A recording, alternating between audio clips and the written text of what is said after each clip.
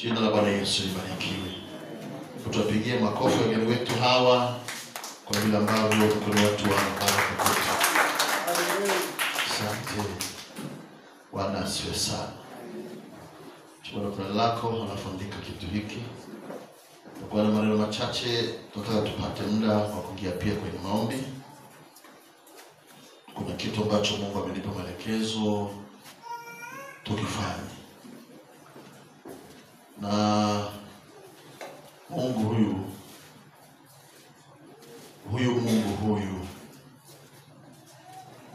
ndiye aliyemwambia Musa.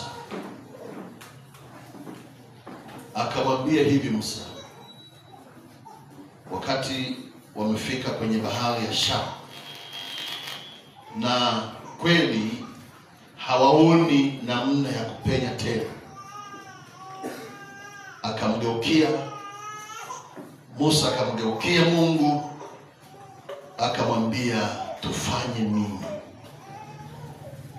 Tufanye nini? Tumebananishwa na maadui hapa. Mbele bahari, nyuma huku ndio maadui, pembeni huku milima. Tufanye nini? Lakini sikia jibu la Mungu. Anamwambia Musa, anamwambia waambie wana wa Israeli wasonge mbele.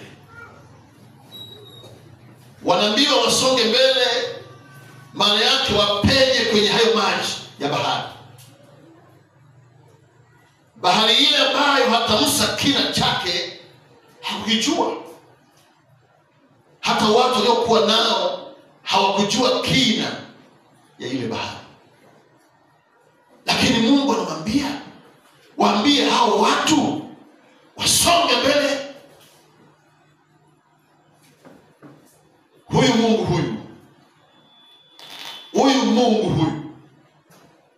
unaweza ukaangalia shida ulio nayo ukasema leo itakuwaje? Hivi nitapenyaje? Hivi nitafanyeje? Hivi itakuwaje? Lakini pale Mungu anakwambia songa mbele. Sema amen. Amen. Sasa leo nataka tuangalie neno muhimu sana, fupi tu. Kazungumza wiki iliyopita habari ya mitazamo ya sadaka. Mungu anaitazama vipi? Ni tofauti kabisa na vile ambavyo natazama wewe. Na wakati mwingine tunashindwa kufanya kwa sababu mitazamo yetu imekaa hasi nje ya vile Mungu anavyotazama. Kumbe Mungu huyu ana mitazamo yake, na ikifika mtu akawa na mtazamo kama anavyotazama Mungu, ndio anamwambia Yeremia kwamba unaona nini? Anasema naona ufito wa mlozi. Alafu Mungu anamwambia umeona fema. Sasa ikifika mahala wewe kama kanisa ukawa na mtazamo kama Mungu anavyotazama kwa habari ya sadaka, Mungu anakwambia umeona vema. Amen. Amen. Sasa leo nizungumze habari ya sadaka ni maombi yanayoendelea. Fupi tu, wala sina muda mrefu sana mimi. Nikazungumza wiki iliyopita kwamba mtazamo wa Mungu juu ya sadaka huwa naona ni maombi ambayo yanaendelea. Unapotoa sadaka, maana yake ni maombi ambayo yanaendelea, kwamba utaomba wewe, utanyamaza, lakini sadaka uliyoitoa kwenye maombi maana yake itaendelea yenyewe kuomba usiku na mchana. Kwa nini? Kwa sababu sadaka, na hasa itolewayo wakati wa maombi, huwa ni maombi ambayo yanaendelea. Kwa maana penda sana unapokuwa katika maombi usiache kutoa sadaka. Kwa sababu gani? Kwa sababu wewe utanyamaza, lakini ile sadaka ile itaendelea kuzungumza. Ndivyo hivyo. Tunaongea na watu mchana wa leo. Ndivyo hivyo. Wewe utanyamaza, wewe utakaa kimya, lakini yale maombi yale yataendelea. Yataendelea. Ndio maana kama mtumishi wa Mungu ni muhimu sana kila uingiapo kwenye maombi, tafadhali ingia na sadaka, ili ukimaliza au kinyamaza, ile sadaka iendelee kupiga kelele kwa habari ya vile ulivyokuwa unamuomba Bwana. Hebu tusome kitabu hiki cha Matendo ya Mitume sura ile ya 9. Ni habari ambayo umeizoea kabisa, lakini kuna kitu tutakiona hapo ni cha ajabu kabisa. Matendo ya Mitume 9 na ule mstari wa 36. Matendo ya Mitume 9, aliyefika tafadhali. Biblia inasema, na mwanafunzi mmoja alikuwako Yafa, jina lake Tarudia. Na mwanafunzi mmoja alikuwako Yafa, jina lake Tabitha, tafsiri yake ni Dorcas, yaani paa. Mwanamke huyu alikuwa amejaa matendo mema na sadaka alizozitoa. Endelea mama. Mstari wa 37. Ikawa siku zile akaugua akafa. Hata walipokwisha kumwosha wakamweka orofani. Na kwa kuwa mji wa Lida ulikuwa karibu na Yafa, nao wanafunzi wamesikia ya kwamba Petro yuko huko, wakatuma watu wawili kwake kumsihi na kumsihi na kusema usikawie kuja kwetu. Petro akaondoka akafuatana nao. Sawa. Alipofika wakampeleka juu orofani. Wajane wote wakasimama karibu naye, wakilia na kumwonyesha zile kanzu na nguo alizozishona Dorcas wakati ule alipokuwa pamoja nao. Endelea mtumishi wa Mungu. Mstari wa 40. Petro akawatoa nje wote. Akapiga magoti akaomba. Kisha akaelekea yule maiti. Akanena, Tabitha, ondoka. Naye akafumbua macho yake. Na alipomwona Petro, akajinua akaketi. Basi ile 41 tukasema akampa mkono, akamwinua, hata kisha kuwaita wale watakatifu na wajane, wakamweka mbele yao hali yu hai. Nisikilize vizuri sasa. Mtumishi, acha sadaka inene au iombe au iendelee kuomba wakati wewe umenyamaza. Ukijua siri hii itakusaidia. Ndugu zangu, Biblia imezungumza kwa huyu mwanamke huyu aliyeitwa Pa. Tafsiri yake Dorcas. Huyu mwanamke huyu naye alishawahi kuikanyaga nchi dunia hii. Sasa alikuwa ni mtu ambaye ana ufahamu katika Mungu. Nimejieleza na umesoma la kadhaa. Yeye huduma yake alizoea kuwatia moyo wajane. Unajua mjane kwanza umri wake lazima uwe ni umri ulioenda. Sio tu maana umefiwa na mwanaume halafu unaitwa mjane. Wewe sio mjane. Umefiwa na mwanaume bado ni yanki kabisa, kuna watoto. Sio mjane. Mjane ili andiko kwamba ni mjane, ni mtu aliyefiwa na mume, ndio, lakini pia umri wake lazima wewe umesogea mahali, anahitaji msaada. Huyo ndio mjane. Na neno hili wala sio la kutamani sana. Unajua sisi wajane, yani bado na nguvu. Hapana. Sio mazingira hayo ya kunani, na hurumi hivi, hapana. Wanawakataza, hapana, usikae hivi. Sasa mwanamke huyu akawa na huduma hii ya kuwasaidia wale wazee, tena wajane.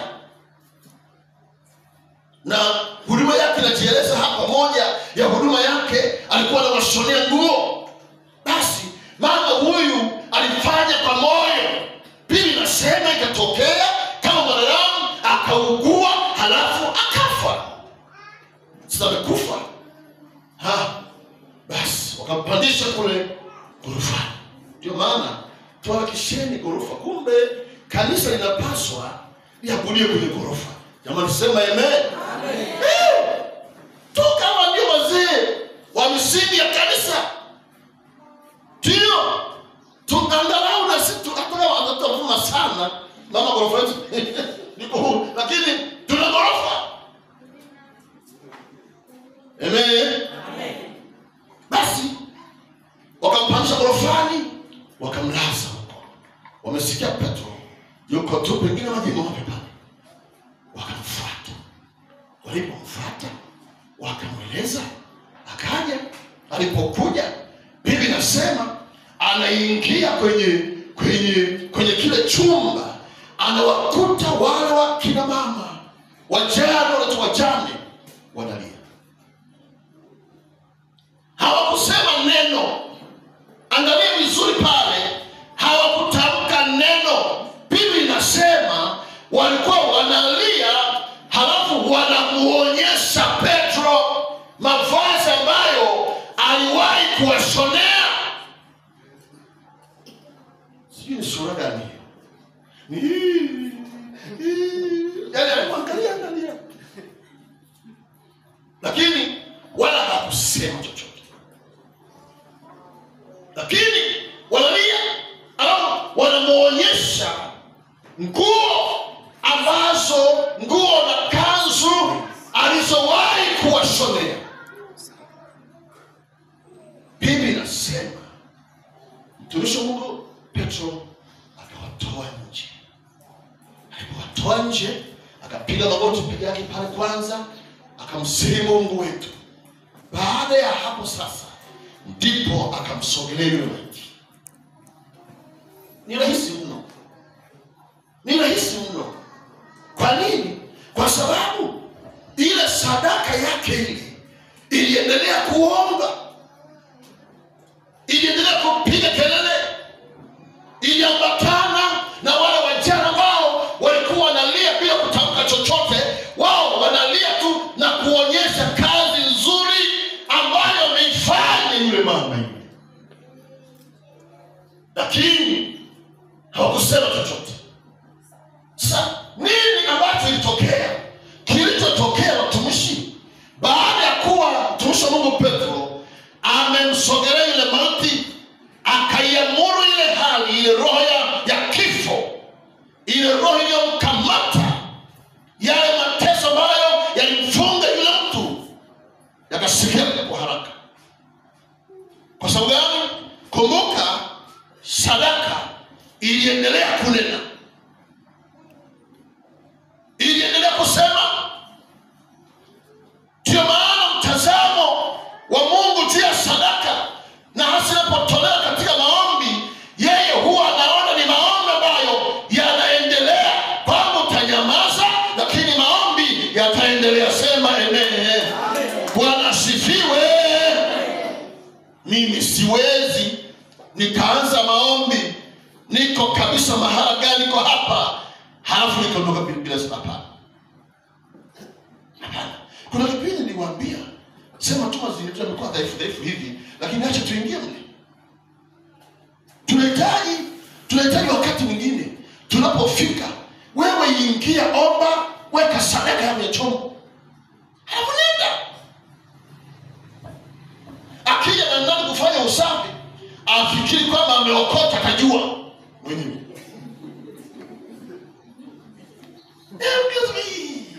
Jamani, walisahau sadaka hii.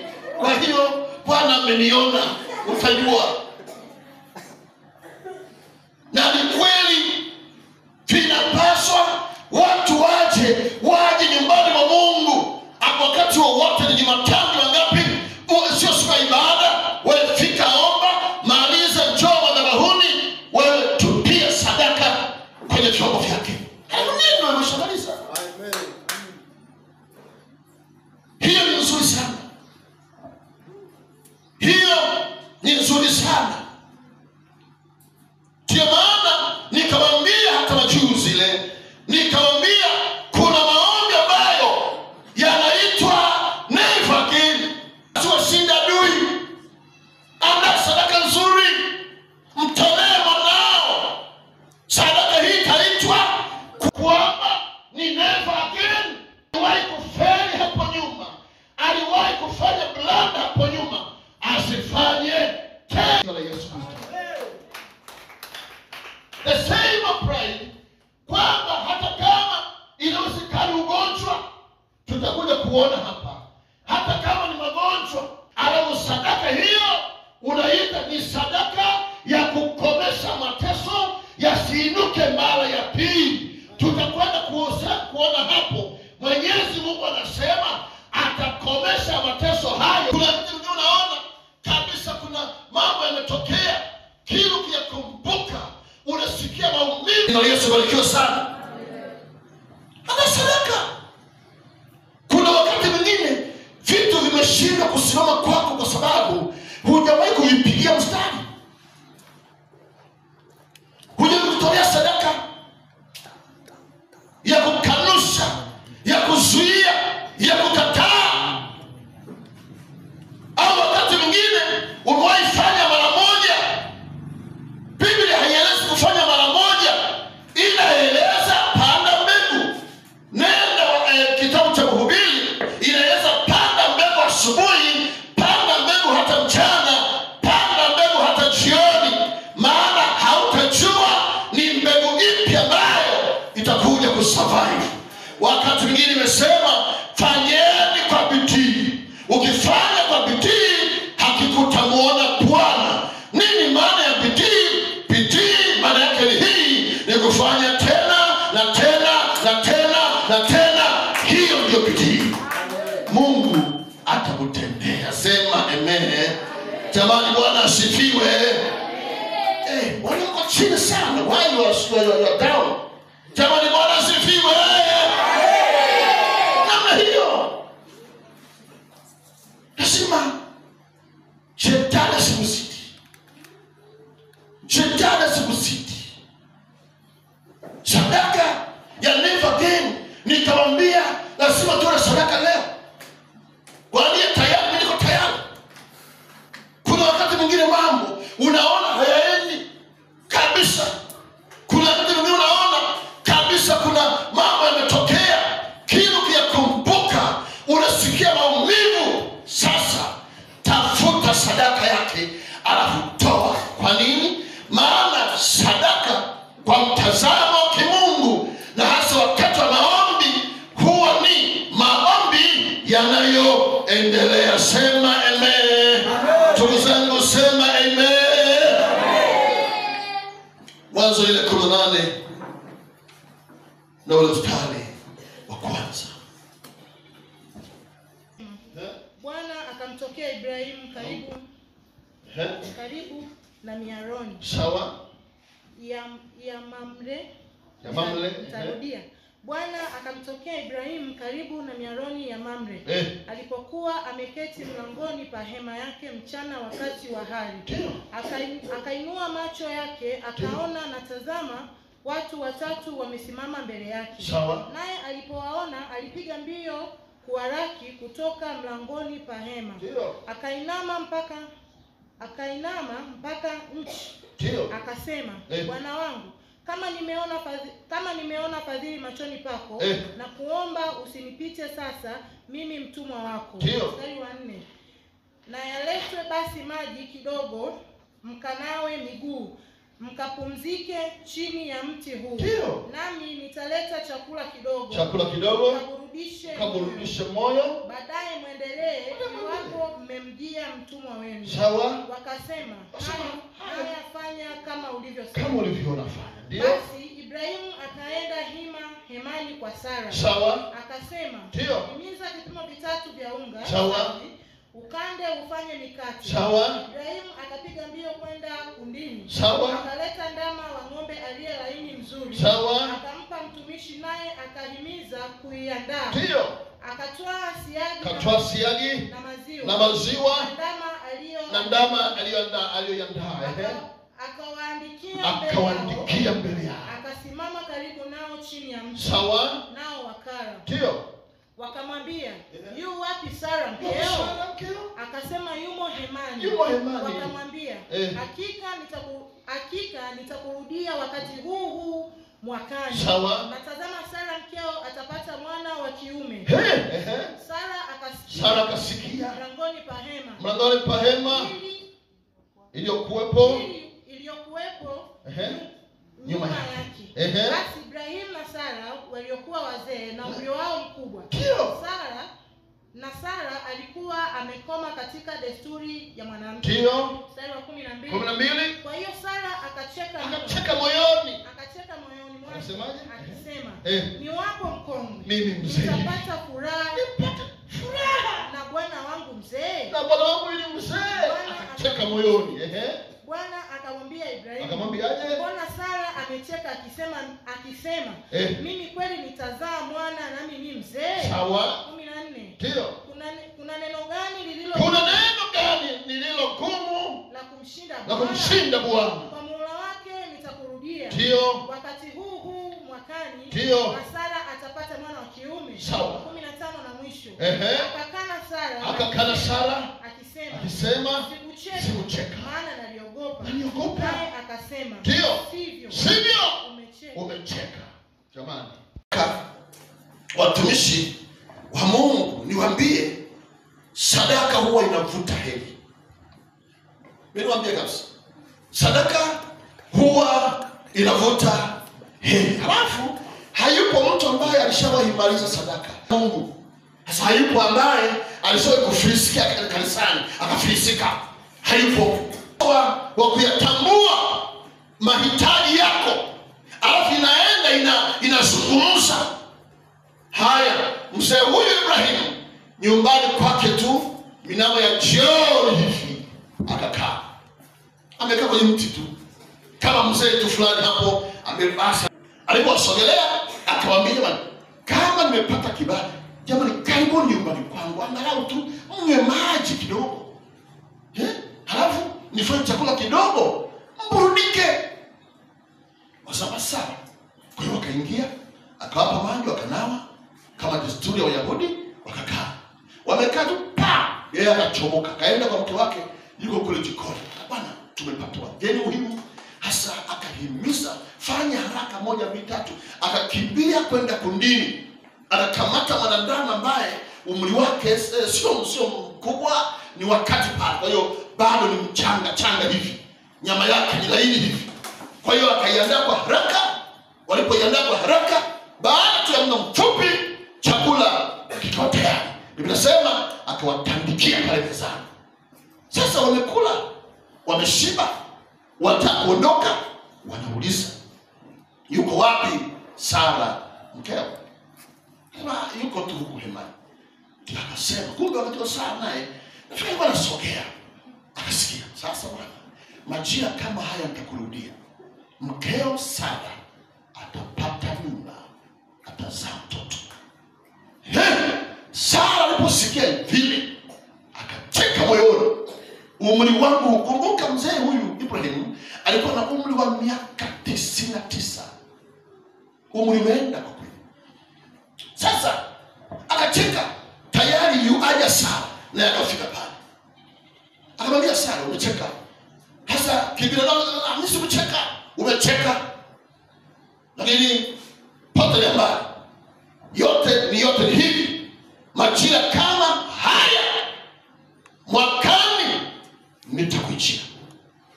Jina la Bwana Yesu libarikiwe sana. Watumishi, na ndivyo ilivyotokea. sadaka. Sadaka ikavuta heri.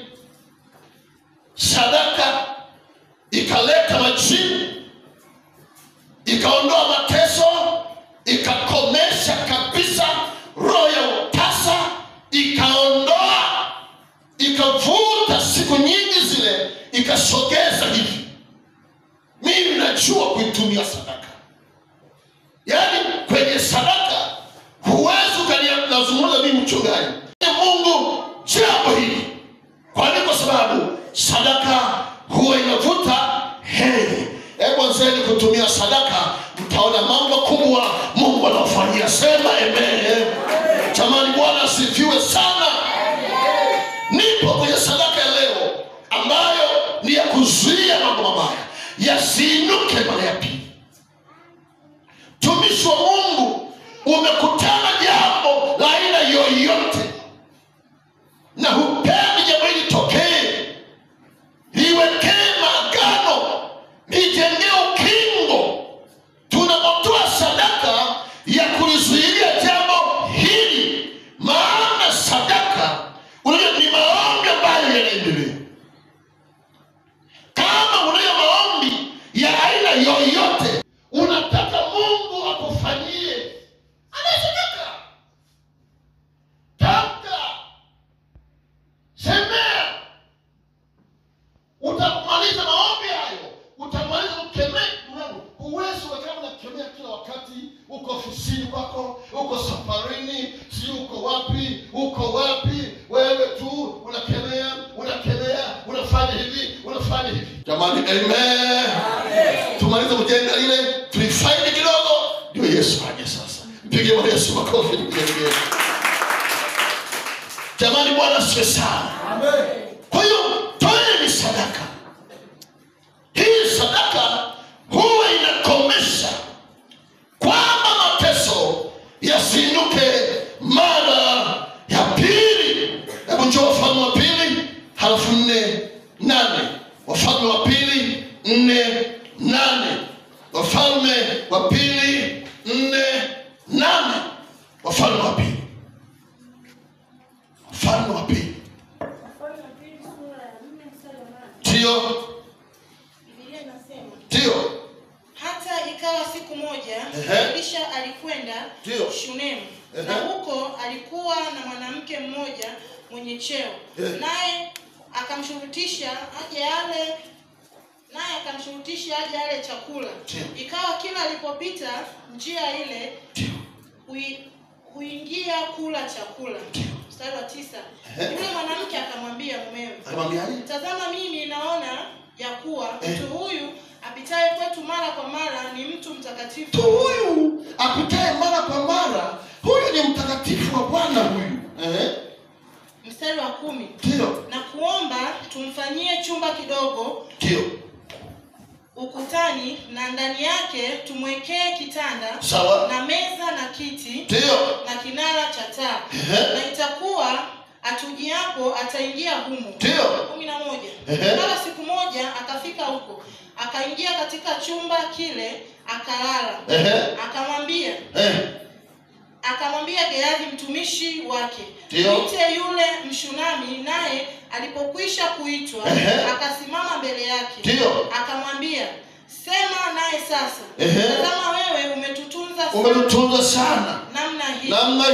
Utendewe nini basi? Je, uombewe neno kwa mfalme au amri wa jeshi? Maana yake upandishwe kazi.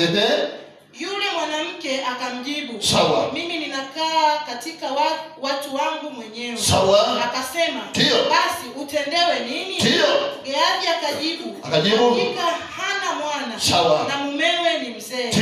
Akamwambia, kamuite. Naye alipokwisha kuitwa, akasimama mlangoni.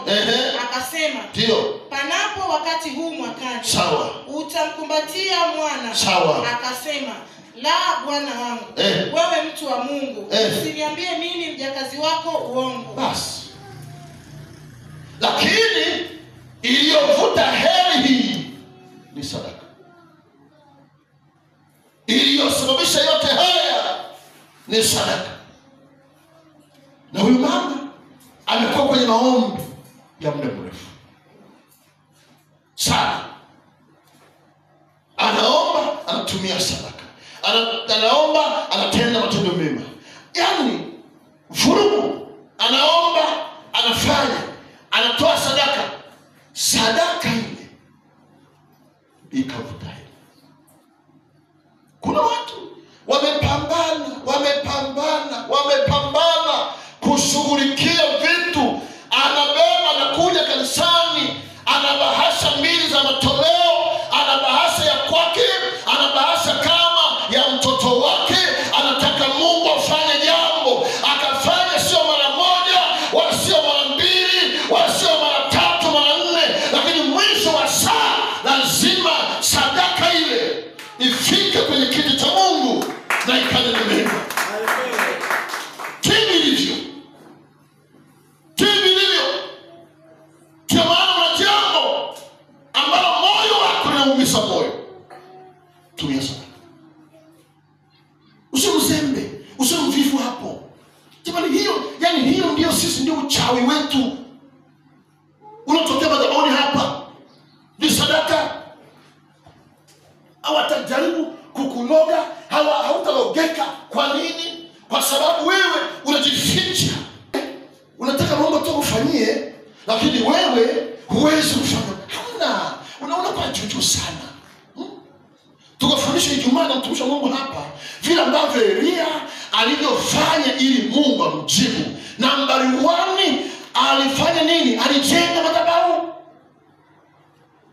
Kujenga madhabahu ni kuomba. Namba 2, alitoa sadaka.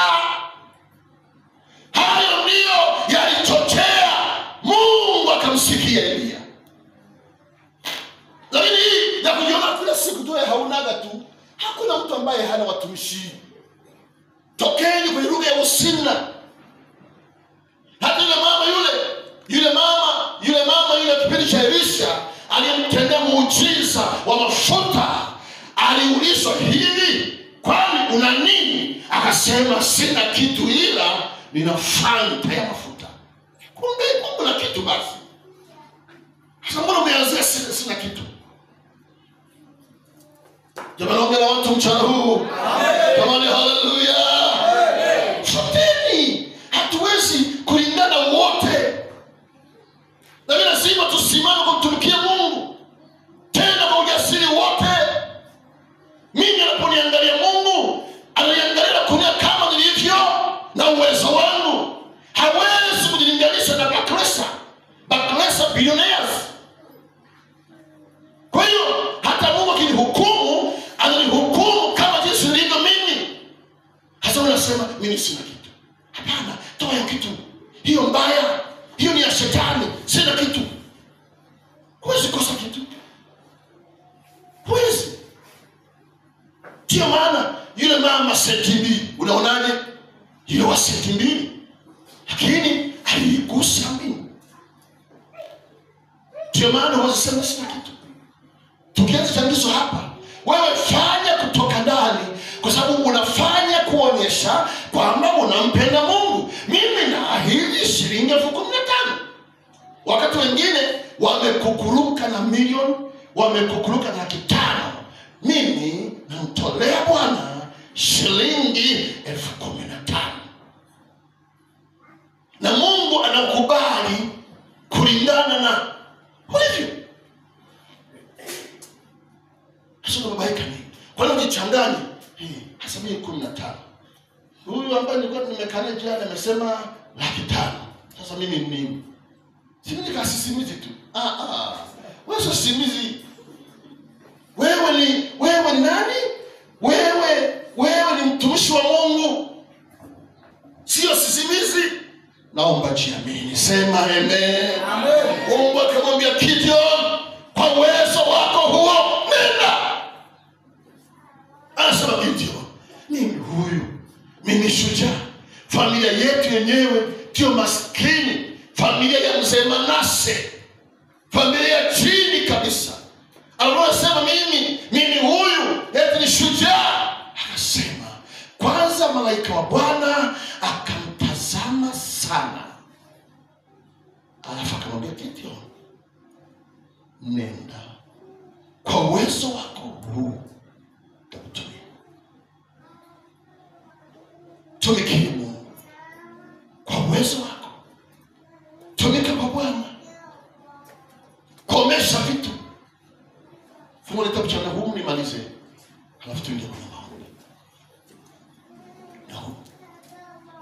Nahumu ngapi? 1:9. Biblia inasema, mnawaza nini juu ya Bwana? Yeye akomesha kabisa mateso, hayainuki mara ya pili. Sawa. Mstari wa 10. Kwa maana wagawa kama miiba iliyotatana na kunyweshwa kana kwamba ni katika kunywa kwao. Watawaliwa kabisa kama mabua makavu. Ndio. 11. Ametoka mmoja kwako, aniaye mabaya juu ya Bwana, atoaye mashauri yasiyofaa kitu. 12. Biblia inasema, Bwana akasema hivi, ijapokuwa wana nguvu zilizo timilifu, ijapokuwa ni wengi, hata hivyo watakatwa, naye atapita na kwenda zake. Ingawa nimekutesa, sitakutesa tena. Basi. Jamani, mmesikia tumishi wa Mungu? Narudia mimi sasa, sikiliza. Inasema hivi, mnawaza nini juu ya Bwana? Mnawaza nini? Unawaza nini juu ya Bwana? Anasema yeye atakomesha kabisa mateso, hayatainuka mara ya pili.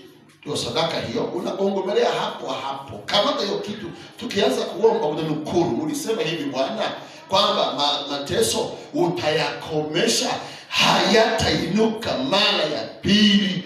Kupukutia kwenye biashara, umesema utakomesha kwamba hali ile haitainuka mara ya pili. Iwe ni magonjwa, iwe ni chochote kile, Bwana anasema mwenyewe. Anasema kwa maana wangawa kama miiba iliyotatana. Kutatana hivi, kushikamana hivi. Yaani miiba imeshikamana hivi. Imetatana. Na kunyweshwa kana kwamba ni katika kunywa kwao, lakini wataliwa kabisa kama mabua makavu. 11. Ametoka mmoja kwako, aniaye mabaya juu ya Bwana. Unajua yeyote anayekunuia wewe vibaya, maana yake ananuia mabaya juu ya Bwana. Atoaye mashauri yasiyofaa kitu. Haya 12. Bwana asema hivi, ijapokuwa wana nguvu, maadui zako hao, tena zilizotimilifu, ijapokuwa ni wengi wanaokushambulia, ndio, hata hivyo watakatwa, naye atapita na kwenda zake. Ingawa nimekutesa, sitakutesa tena.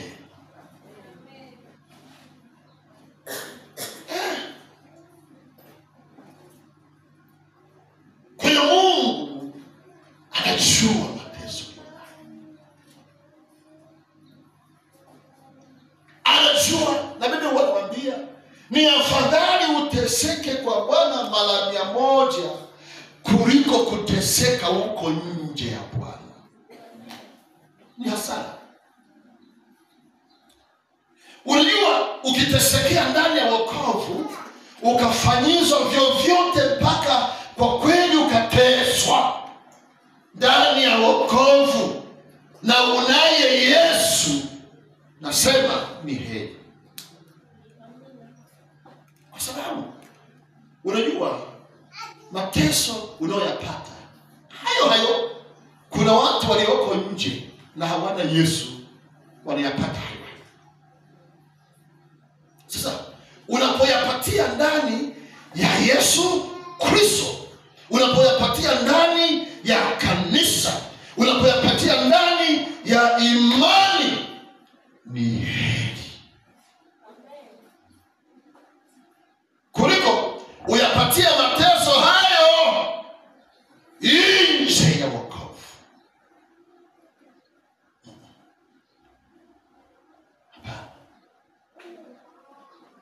Hiyo inaumiza, hiyo ni hasara. Huyu anayemzungumza hapa Bwana Mungu hapa amenigusa kweli. Anasema ijapokuwa nimekutesa, ingawa nimekutesa, sitafanya tena jamani, Sitakutesa tena.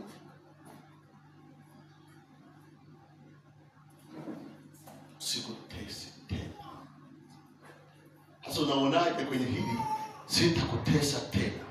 Kwamba maana yake hayo mavitu yasiinuke mara ya